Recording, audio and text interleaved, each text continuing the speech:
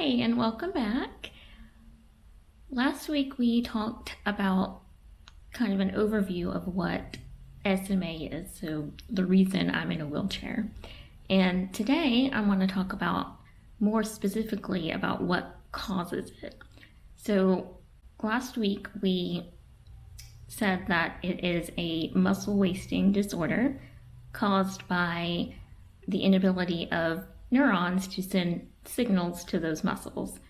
But that doesn't actually tell you what SMA is. That's actually a whole host of different neuromuscular diseases. So by saying that, it doesn't say, oh, this is SMA versus CMT or ALS.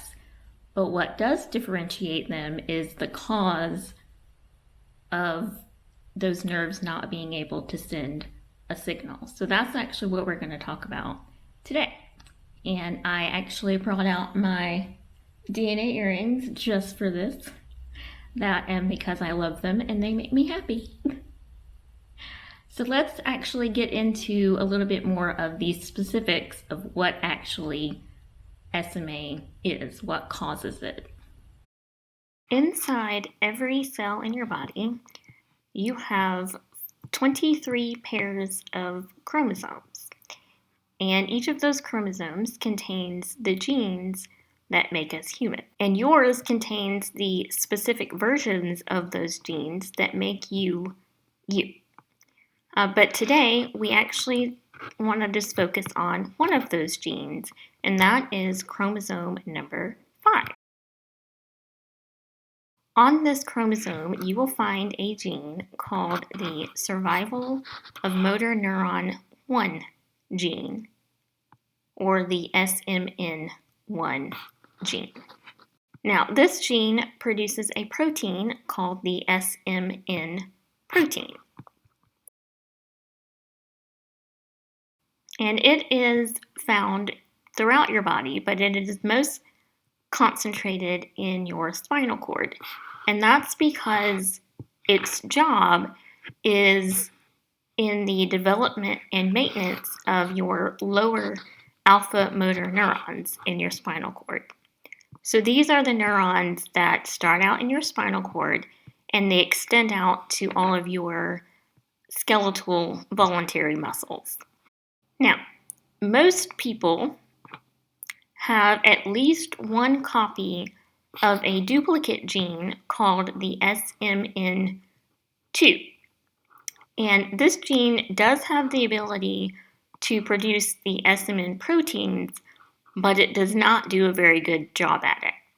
So about 90% of the time, the protein that it makes is much smaller than the original and it's misshapen, which makes it pretty much unusable. But about 10% of the time, it will actually get it right and produce a functional SMN protein. Now, while this has no effect on most people because SMN1 provides you with all of the protein that you could need, right? That is not the case for those with SMA or spinal muscular atrophy. And that's because we have a deletion or a mutation in the SMN1 gene. And so that mutation will either render that gene useless, and then of course, if you don't have it, you don't have it, it's deleted.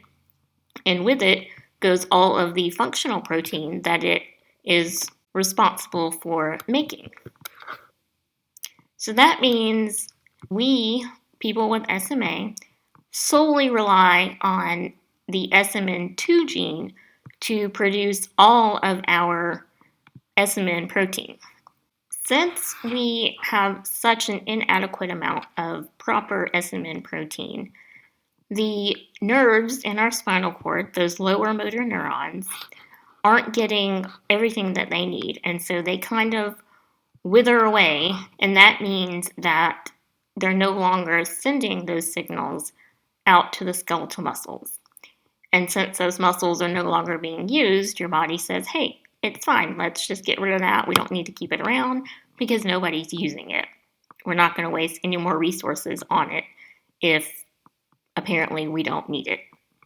The severity of SMA is related to the number of copies of the SMN2 gene that a person has. On average, the less SMN2 genes a person with SMA has, the more severe of the type they have. So, for example, type 1 SMA generally has 2 copies of the SMN2 gene, sometimes less, which is why it is the most severe, because they have the least amount of proper SMN protein. Type 2 has around 3 copies, and again, an increase in protein production with an increase in gene copies. So we're getting a little bit less severe because we have more protein. Type 3 has an average of 4 copies, even more protein, so we're getting even less severe.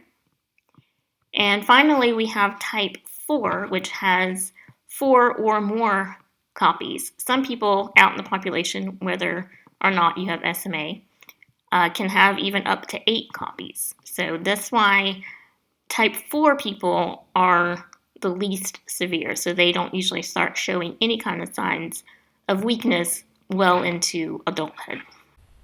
All right, so according to my genetic profile, I did have to have a genetic confirmation test before I could start treatment. And according to my profile, I have an SM1 deletion, and I have 3 copies of SMN2, which confirms my previous diagnosis of SMA type 2. All right, thank you so much for watching. If you have any questions at all, please don't be afraid to ask. And next week, we will dive into all the different treatment options that are currently available, and at least one that is on the horizon. So hopefully you'll be back, and we'll see you then. Bye.